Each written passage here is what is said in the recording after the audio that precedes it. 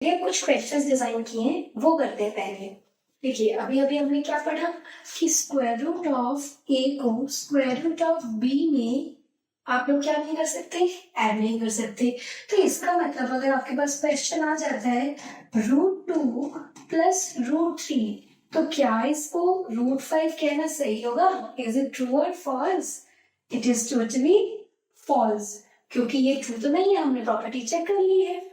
उसी तरीके से अगर मैं आप लोगों को दे रही हूँ √3 माइनस √2 तो क्या इसका आंसर √1 दैट इज 1 होगा? ये भी पूरे तरीके से क्या है, फॉल्स। लेकिन अगर मैं आपको दे रही हूँ √3 मल्टीप्लाई बाय √2 तो क्या होगा इसका आंसर? जल्दी से बताएंगे। स्क्वायर रूट में 3 times 2 that is square root of 6, क्योंकि इसका परफेक्ट स्क्वायर नहीं है इसलिए बाहर नहीं आएगा। उसी तरीके से अगर हम √3 को डिवाइड कर देते हैं √6 से तो आप इसको ऐसे भी लिख सकते हैं, numerator on the top side, denominator on the bottom. Okay, so एक कंबाइंड रूट में अगर हमने लिख दिया 3/6 तो ये आंसर आ जाएगा 1/2।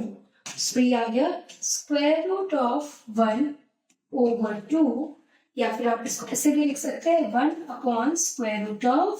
देखिए हो गया ना सारी से। उसी तरीके से और क्वेश्चन लेते हैं।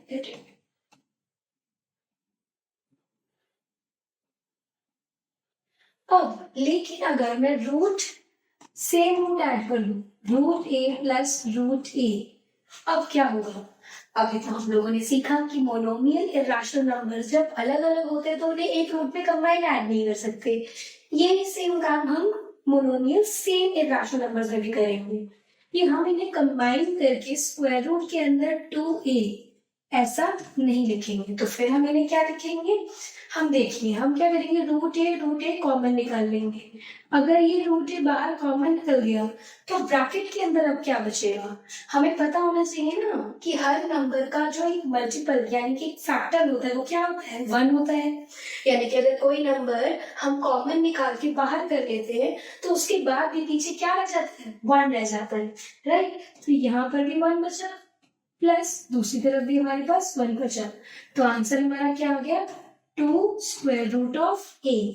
इसका मतलब अगर सेम इर्राशनल नंबर्स हैं और वो ऐड हो रहे हैं तो जाहिर सी बात है आप नॉर्मल नंबर्स को ऐड कर दीजिए, रूट वाले नंबर कॉमन निकाल दीजिए।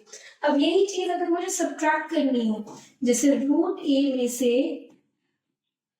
√2 चलो कर लेते हैं माइनस 2√a माइनस करना, तो √a सेम आ रहा है, ठीक है।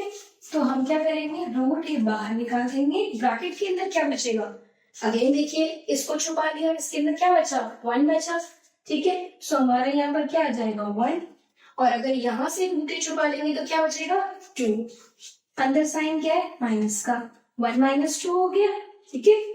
सो अब देखो 1 में से 2 चला गया तो प्लस माइनस माइनस, 2 में से 1 माइनस कर रहा हूं 1, ठीक है। और √a as it is, but कुछ गड़बड़ है, क्या, साइन की। बड़े नंबर के पास क्या है, माइनस का साइन, राइट। सो हम इसे यहाँ पर माइनस का साइन कर देंगे। अगर 1√a लिखना चाहते हो 1√a लिख दो, पर हमें तो पता है ना 1 से मल्टीप्लाई करोगे तो क्या होगा, नंबर इटसेल्फ होगा। तो ये हमारे पास √a माइनस का ऑफ √a आंसर आ जाएगा, ठीक है।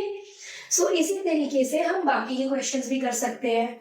सपोज करो अगर मैंने तुम लोगों को क्वेश्चन दे दिया 2√5 प्लस स्क्वायर रूट ऑफ 5, तो अब क्या करेंगे, √5 दोनों तरफ से क्या कर लेंगे, कॉमन निकाल लेंगे ना भाई।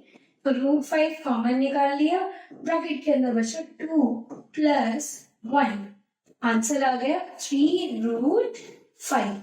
अब देखो ये बहुत बेसिक चीजें हैं जो आगे हमारे रैशनलाइजिंग द डिनोमिनेटर के कॉन्सेप्ट में काम आने वाली है।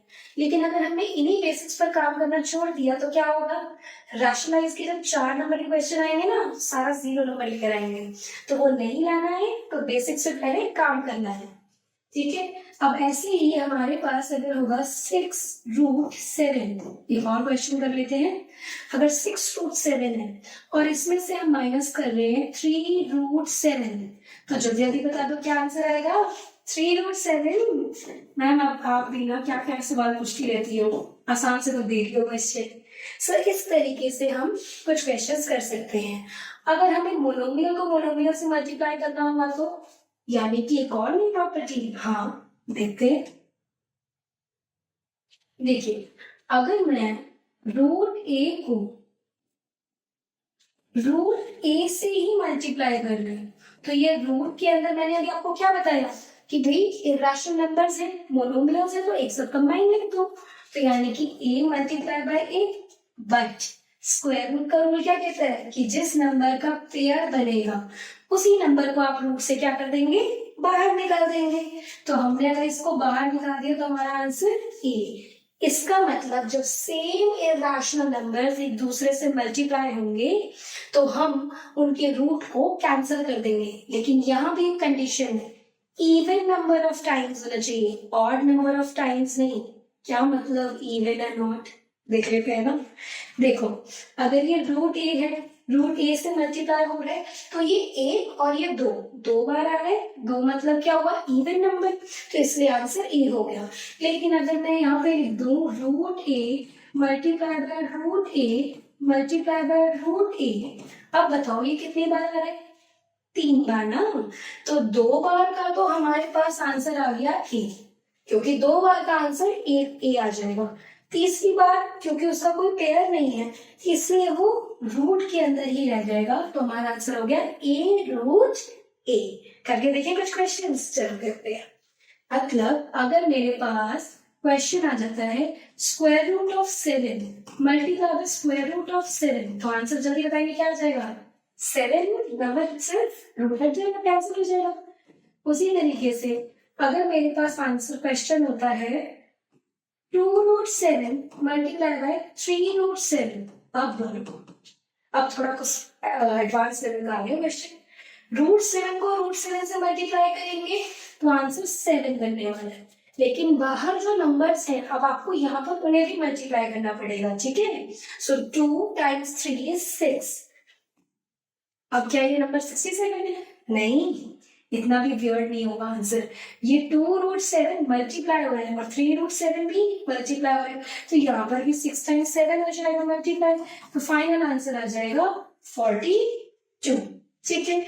इसी तरीके से अगर मैं आपको क्वेश्चन देती हूँ √3 multiply by √3 multiply by √3 multiply by √3 again multiply by √3, तो कितनी बार √3 हो गए, काउंट करेंगे 1 2 3 4 5 बार हो गई ना, तो यानी कि ऑड नंबर ऑफ टाइम्स हो गया।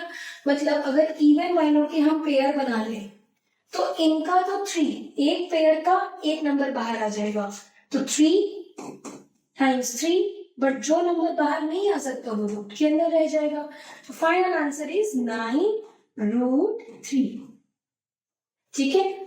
सो इस तरीके से हम मोनोमियल नंबर्स की क्या कर सकते हैं, division, multiplication, addition and subtraction. Always remember monomial irrational numbers होंगे तो इन्हें ऐड करने के लिए आपको लाइक इरेशनल नंबर्स ढूंढने पड़ेंगे, कॉमन निकालने पड़ेंगे, तब आप सॉल्व कर सकते हैं। लेकिन अगर यही मोनोमियल इरेशनल नंबर्स हैं और आप लोग क्या कर रहे हैं, मल्टीप्लाई कर रहे हैं, तो आपको मल्टीप्लाई करने के लिए क्या देखना है, ऑर्डर देखना है कि अगर वो सेम लिखे हुए हैं, इवन नंबर में लिखे हुए हैं तो एक बार नंबर आ जाएगा, रूट कैंसिल हो जाएगा। अगर ऑड नंबर में लिखे हुए हैं तो आपके पेयर बनने के बाद नंबर जो रह जाएंगे उन्हें आप रूट में लिख देंगे। Thank you.